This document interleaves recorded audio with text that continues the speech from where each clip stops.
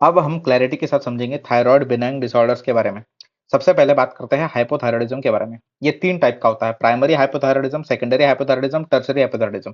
Primary hypothyroidism के अंदर thyroid gland की खुद की पैथोलॉजी होती है। सेकेंडरी हाइपोथायराइडिज्म के अंदर पिट्यूटरी ग्लैंड की पैथोलॉजी होती है। टर्शियरी हाइपोथायराइडिज्म के अंदर हाइपोथैलेमस ग्लैंड की पैथोलॉजी होती है। टर्शियरी हाइपोथायराइडिज्म के अंदर एक और कंपोनेंट आता है जिसको हम कहते हैं रेफेटॉफ सिंड्रोम।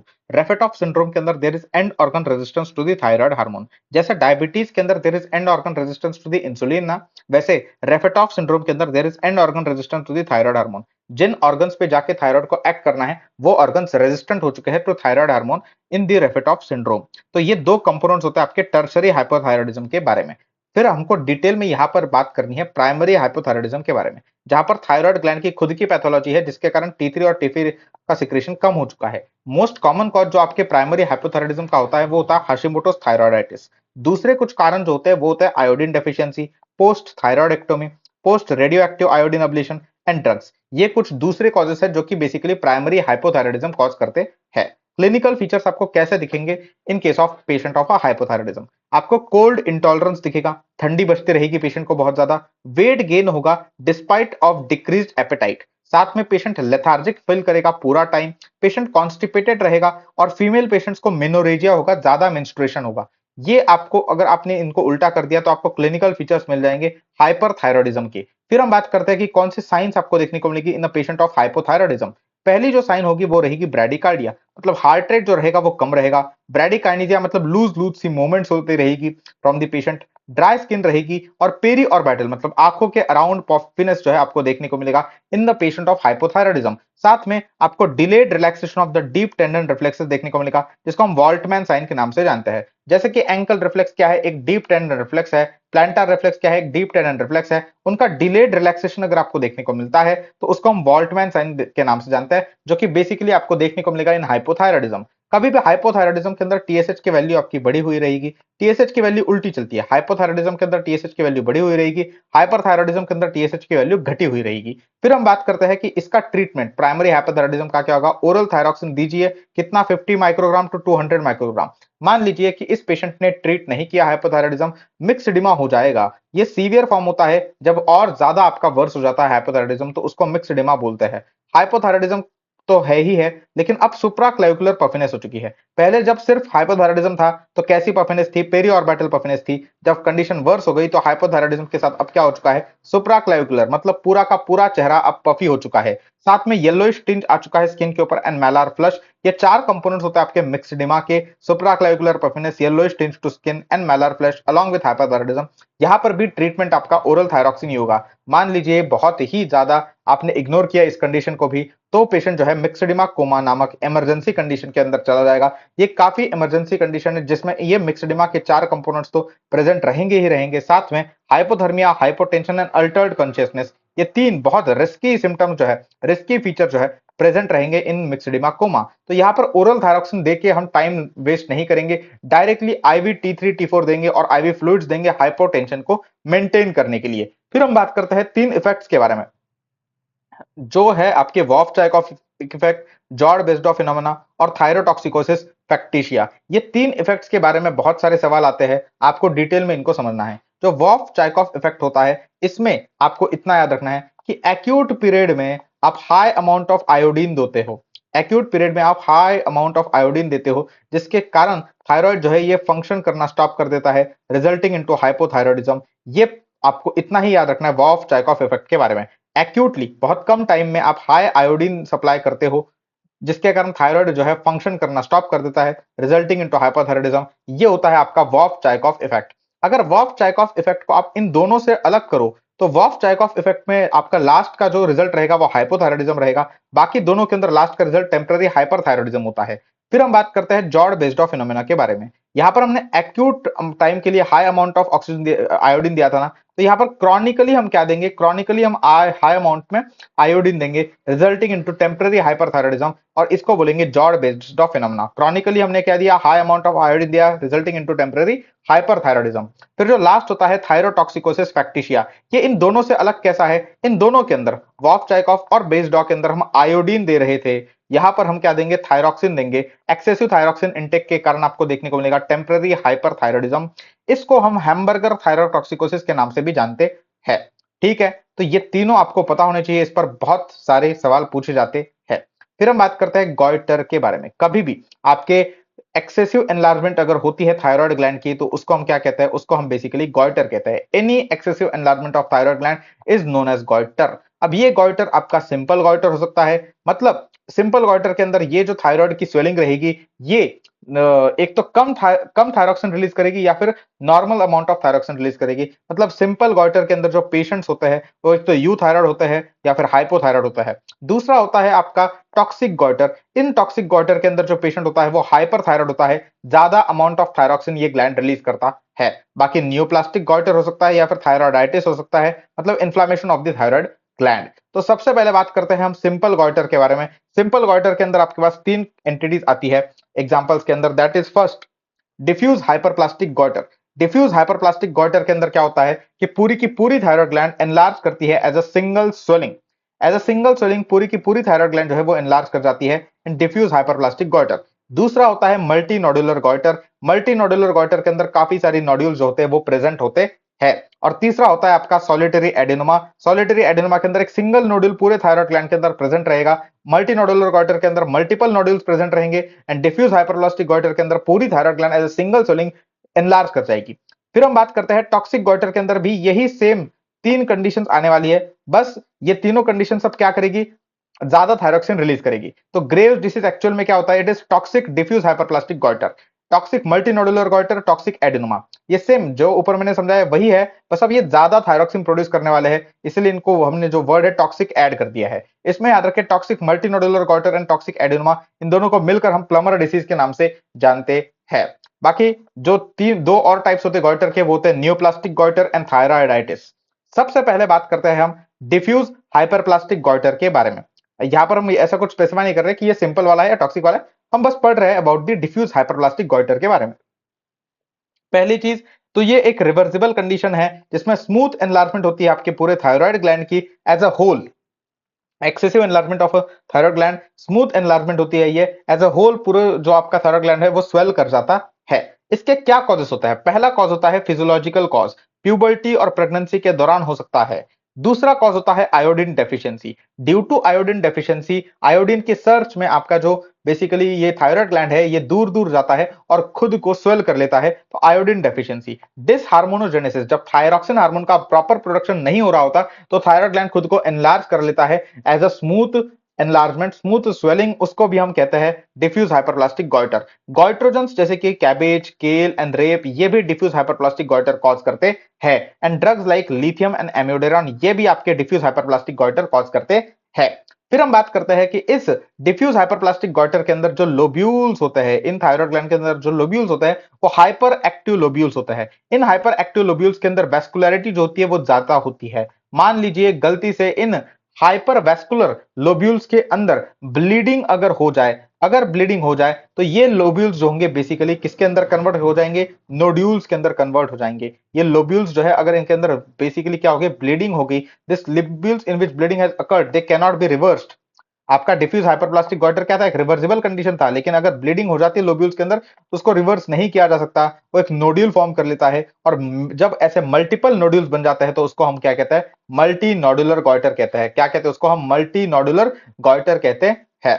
मल्टी नोडुलर गॉइटर क्या करता है, इंक्रीज करता है risk of the follicular thyroid cancer. Follicular thyroid cancer के रिस्क को कौन इंक्रीज करता है, मल्टी नोडुलर गॉइटर। ये रटने वाला पॉइंट है, जब हम कैंसर को समझेंगे तो रिस्क फैक्टर में फॉलिकुलर के मल्टी नोडुलर गॉइटर जरूर आएगा। ट्रीटमेंट ऑफ मल्टीनोडुलर गॉइटर काफी इजी है, टोटल थायराइडेक्टोमी आपको करनी होती है, लेकिन टोटल थायराइडेक्टोमी के कुछ इंडिकेशंस होते हैं, तभी आप करोगे मल्टीनोडुलर गॉइटर के अंदर टोटल थायराइडेक्टोमी। पहला इंडिकेशन होता है कॉस्मेटिक, पेशेंट को अच्छा नहीं लग रहा कि ऐसी स्वेलिंग है उसके मिड लाइन में, नेक के ऊपर, उसको पसंद नहीं आ रहा, तो कॉस्मेटिक इंडिकेशन। दूसरा, कंप्रेसिव सिम्टम्स हो रहे हैं उस मल्टीनोडुलर गॉइटर के अंदर, जैसे कि डिस्निया, डिस्पेजिया, वॉइस चेंज, ये कंप्रेसिव सिम्टम्स है। ट्रकिया कंप्रेस होने के कारण डिस्निया, इसोफेगस कंप्रेस होने के कारण dysphagia, recurrent laryngeal nerve compress होने के कारण वॉइस चेंज। एंड पांचवा जो आपका इंडिकेशन होता है that is suspicion of malignancy, वो भी कॉज हो सकता है जिसके कारण हम टोटल थायराइडक्टोमी करेंगे।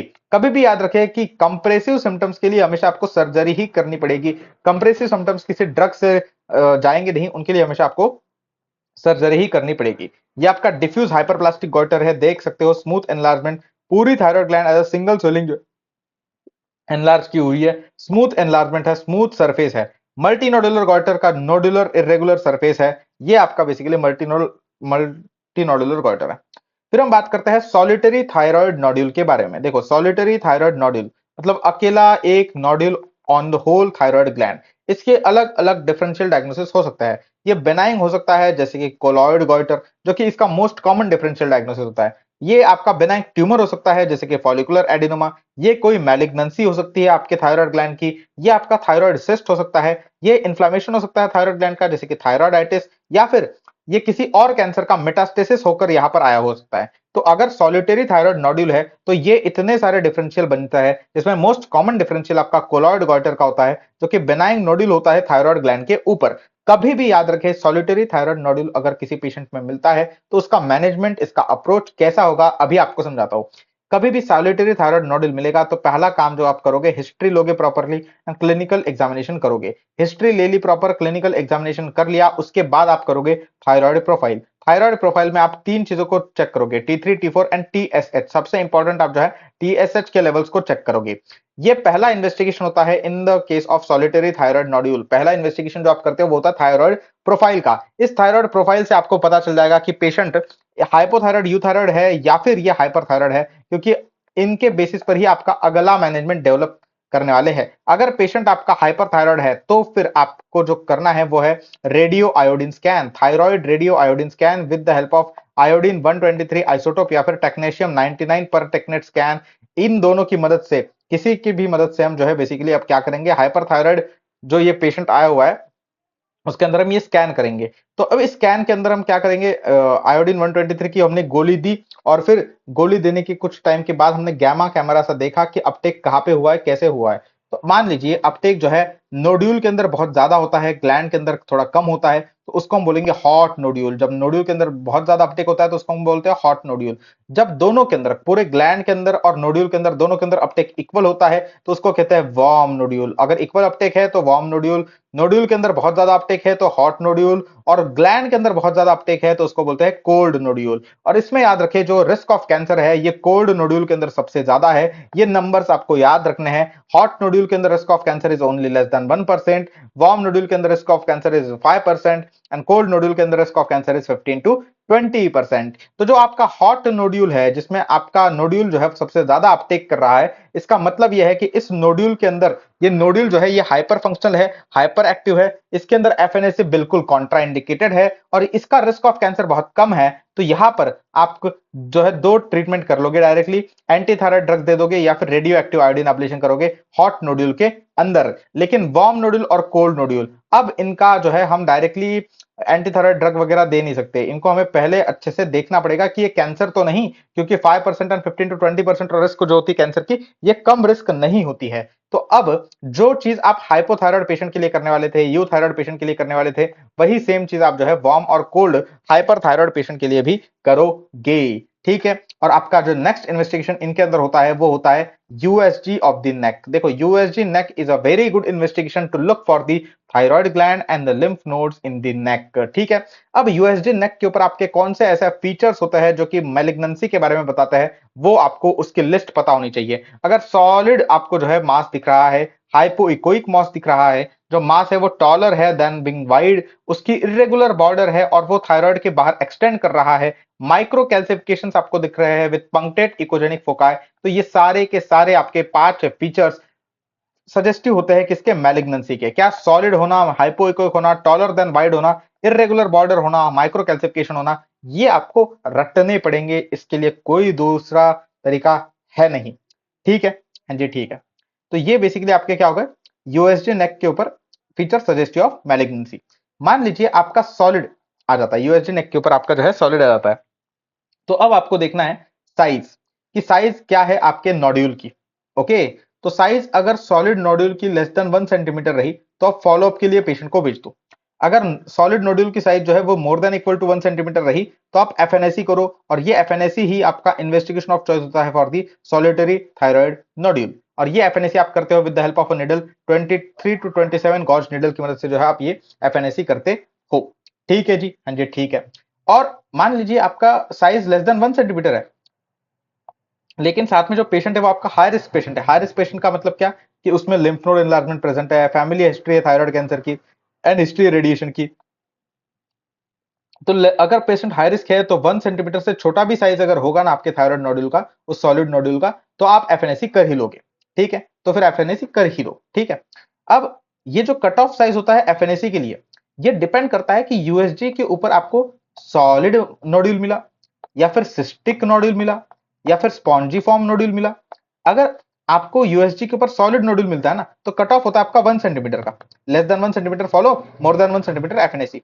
अगर आपको यूएसडी के ऊपर सॉलिड प्लस सिस्टिक ऐसा नोड्यूल मिलता है तो जो कट ऑफ होता है वो 1.5 सेंटीमीटर होता है। अगर स्पॉन्जी फॉर्म नोड्यूल मिलता है तो जो कट ऑफ होता है वो 2 सेंटीमीटर का होता है। और अगर सिर्फ और सिर्फ सिस्टिक मतलब पूरा का पूरा पानी भरा हुआ है नोड्यूल के अंदर, तो एफएनएसी की जरूरत ही नहीं होती, एफएनएसी की जो है जरूरत ही नहीं होती। मान लीजिए यहां पर आपको यूएसडी के ऊपर सॉलिड प्लस सिस्टिक नोड्यूल मिलता, सॉलिड प्लस सिस्टिक नोड्यूल मिलता, तो फिर आप क्या करते हैं कि अगर साइज लेस देन 1.5 सेंटीमीटर है तो फॉलो, मोर देन 1.5 सेंटीमीटर है तो फिर आपको करना पड़ेगा एफएनएसी। ठीक है, हाँ जी ठीक है। तो अब एफएनएसी के ये 6 रिजल्ट्स पॉसिबल हो सकते हैं: non diagnostic, benign, AUS plus, follicular tumour, highly suggestive of cancer and cancer.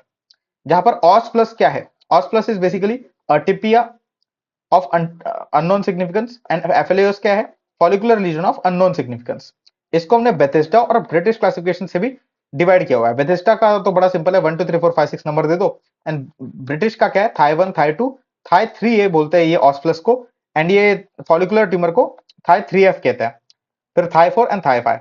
तो जो लास्ट के दो है ना, बेथेस्डा का 5 6 और ब्रिटिश के थाई 4 एंड थाई 5, इनका तो बड़ा इजी है।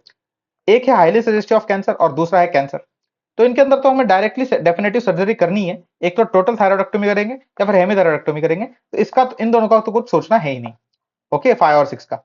जो नॉन डायग्नोस्टिक है, जो नॉन डायग्नोस्टिक है मतलब बेथेस्डा का 1 एंड थाई 1, इसमें आपको क्या करना पड़ेगा, एफएनएसी को रिपीट करना पड़ेगा।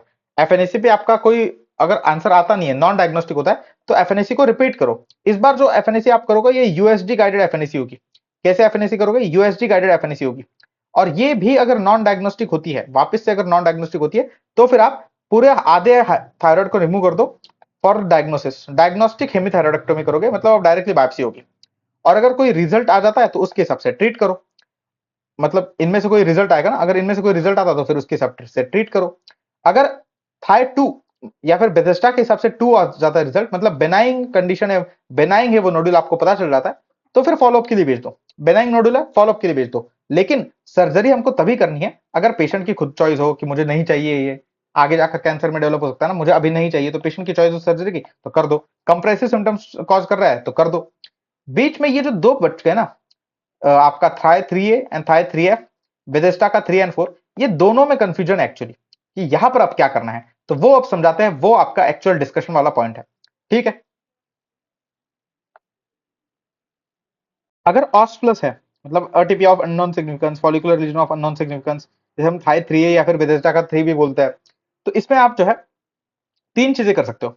एक तो फॉलो अप करो और एफएनएसी को रिपीट करो आफ्टर 3 मंथ्स, या फिर आप डायग्नोस्टिक हेमीथायराइडक्टोमी करो, मतलब आधे थायराइड को रिमूव कर दो और बायोप्सी के लिए भेज दो। या फिर आप मॉलिकुलर मार्कर के ऊपर डिपेंड कर सकते हो। अब मॉलिकुलर मार्कर्स कौन से, जेनेटिक होते हैं, ये इम्यूनोहिस्टोकेमिकल मार्कर्स होते हैं, और एपिजेनेटिक मार्कर्स होते हैं। इसमें से जेनेटिक और एपिजेनेटिक ये ज्यादातर आपको याद रखना है, ये नहीं भी याद रखोगे तो चलेगा। जेनेटिक मार्कर्स ये आगे भी आएंगे, अगर ब्राफ का म्यूटेशन हो तो पैपिलरी थायराइड कार्सिनोमा, रास का म्यूटेशन है तो फॉलिकुलर थायराइड कार्सिनोमा, रेट का म्यूटेशन है तो मेडुलरी थायराइड कार्सिनोमा, P53 का म्यूटेशन है तो एनाप्लास्टिक थायराइड कार्सिनोमा। बहुत ज्यादा इंपॉर्टेंट है, हमेशा याद होने चाहिए। पैथोलॉजी में भी इसके ऊपर सवाल आएंगे, हर जगह इस पे ऊपर सवाल आएंगे। इम्यूनोहिस्टोकेमिकल मार्कर्स रटने हैं तो रट सकते हो, जरूरी नहीं उतने। एपिजेनेटिक मार्कर्स दोनों आपके पैपिलरी थायराइड कार्सिनोमा की तरफ इशारा करते हैं। ये होते हैं micro RNA silencing and DNA methylation. तो ये तो हो गया ऑस प्लस के बारे में। कि आपको ऑस प्लस के बारे में ये सारी चीजें चेक करनी है। अगर फॉलिकुलर ट्यूमर है, मतलब बेथेस्डा का 4 एंड थाई 3F, तो फिर ये एक्चुअली एफएनएसी जो है ये डिफरेंशिएट नहीं कर सकते between follicular adenoma and follicular carcinoma. इसलिए आपको जो है डायग्नोस्टिक हेमीथायरॉयडेक्टोमी करके बायोप्सी लेनी ही पड़ेगी, हिस्टोपैथोलॉजिकल एग्जामिनेशन करना ही पड़ेगा। अगर कैप्सुलर और वेस्कुलर इन्विजन प्रेजेंट है तो फिर ये फॉलिकुलर कार्सिनोमा है, तो आपको टोटल कंप्लीशन थायरॉयडेक्टोमी करनी है, मतलब जितना थायराइड बचा है उसको भी रिमूव कर दो। और अगर आपका कैप्सुलर और वेस्कुलर इन्विजन नहीं है तो फिर ये फॉलिकुलर एडेनोमा है, कोई फर्दर ट्रीटमेंट नहीं होगा, फॉलोअप के लिए भेज दो पेशेंट को। ठीक है, तो ये टायराइड्स है। टायराइड्स को हमें डिटेल में नहीं समझना, बस मैंने बताया टायराइड्स में आपको उतने पॉइंट्स पता होने चाहिए कि कौन से सजेस्टिव होते हैं मैलिग्नेंसी के लिए यूएसजी के ऊपर। Solid is suggestive of malignancy, hypoechoic, taller than wide, irregular border, extra thyroidal extension, micro calcification and punctate echogenic foci. इतने आपको पॉइंट्स पता होने चाहिए, they are suggestive of malignancy on USG, बस इतना ही पता होना चाहिए। फिर तो ये हमने कंप्लीट किया अभी आपका। अब अगले लेक्चर के अंदर हम हाइपरथायराइडिज्म के बारे में पढ़ेंगे। तब तक के लिए टाटा बाय बाय।